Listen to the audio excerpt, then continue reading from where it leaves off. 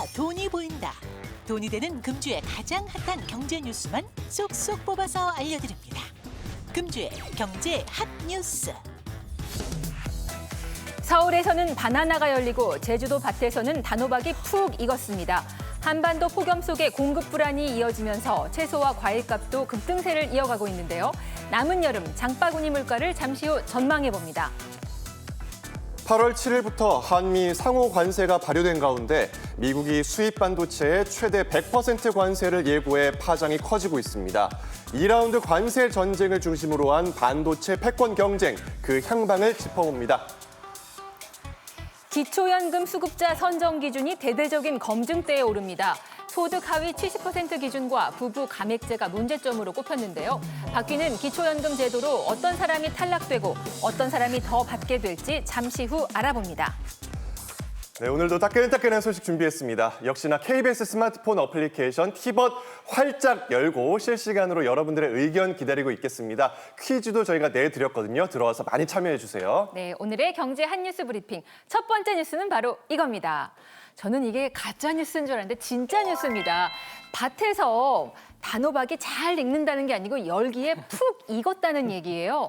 폭염에 농산물 가격이 폭등했다. 근데 진짜 역대급 더위긴 했는데 동남아도 아닌데 왜 그러니까요. 동남아같이 되나 싶었어요. 그래서 몇 개의 사진을 네. 준비했습니다. 함께 보면서 이야기 나눌까요? 자, 일단 왼쪽에 우리나라예요? 네, 한 주말 농장에서 바나나가 주렁주렁 열린 사진이 있죠. 서울시 노원구의 주말 농장 모습이었고요. 또 오른쪽은 제주도에서 단호박 밭에서 단호박이 통째로 푹 익었습니다. 지금 포슬포슬해 보이죠? 찜통더위에 단호박이 쪄졌어요. 쪄졌네. 이게 원래 단호박이 저 가위잖아요. 이렇게 찌르면은 잘 안 들어간단 말이에요. 들어가죠. 칼도 안 들어가죠. 들어가잖아요. 네. 저기 완전 익었네요. 이렇게 떠지네요. 쑥 들어갑니다, 쑥. 이 현상 지금 어떻게 보시나요, 평론가님? 사실 바나나 같은 경우에는 열대나 아열대 기후에서 자라는 작물이죠. 그런데 서울에서 바나나가 주렁주렁 열렸다라는 건 우리 기후가 점점 열대화되고 있다라는 증거입니다. 왜 농담으로요. 필리핀 관광객들이 한국에 와서 서울에 와서 더워서 빨리 필리핀으로 돌아가고 싶다라는 세상에. 말을 한다라고 하잖아요.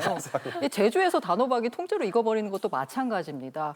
보시면요. 계절이 빨라지고 고온 기간이 길어지니까요. 작물들이 예상보다 더 빠르게 훨씬 자라고 익어버리는 겁니다. 이 문제는요. 이런 변화가 단순히 더워졌다에서 끝나지 않습니다.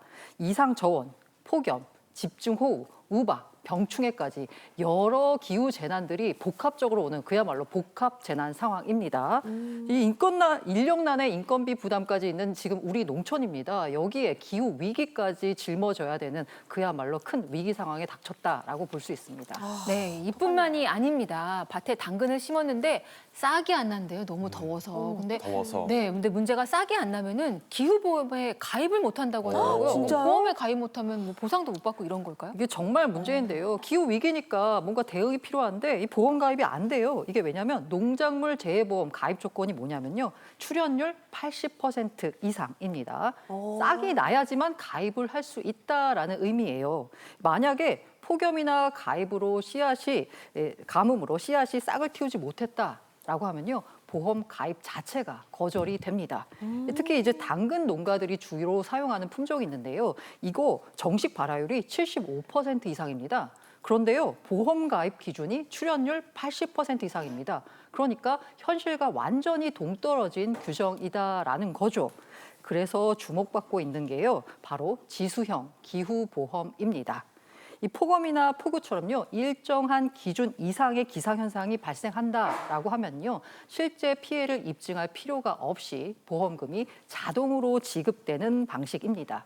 최근 공공은 물론이고요 민간 보험사까지 이런 관련 상품들을 내놓으면서요 그동안 사각지대에 놓였던 농가들이 구제받을 수 있을지 관심이 쏠리고 있습니다. 네. 자, 올 여름 정말 덥잖아요. 네. 기상 관측 이래 두 번째로 뜨거웠던 여름이었고 30년 만에 역대급 폭염이었습니다. 그래서 농산물 가격도 많이 올랐는데 네. 저희 중에서 매번 올 때마다 수박 노래를 불렀던 분이 계세요. 수박. 수박. 김경아 씨 좀 드셨어요? 네.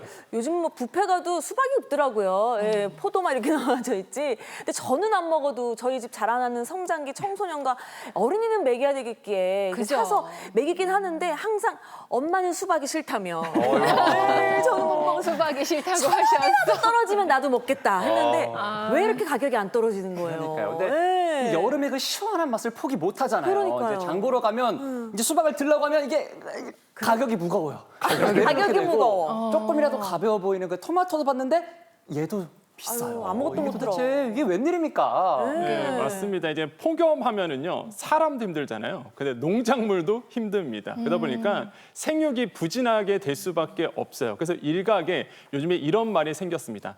폭염플레이션. 그러니까 폭염 때문에 물가가 높아지는 현상을 일컬어서 이제 표현하기도 하죠.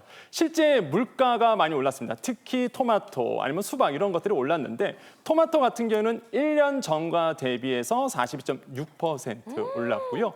수박 비싸서 못 먹는다. 한 통에 3만 원이 넘어가죠. 8kg짜리가 20.7%나 올랐습니다. 복숭아 10개들이 1년 전보다 11.8%, 배추도요. 이게 여름 배추가 굉장히 많이 올랐는데 11.2% 올랐거든요. 그러니까 사실상 지금 많은 농작물이 계속적으로 가격이 오르고 있다. 이렇게 말할 수 있습니다.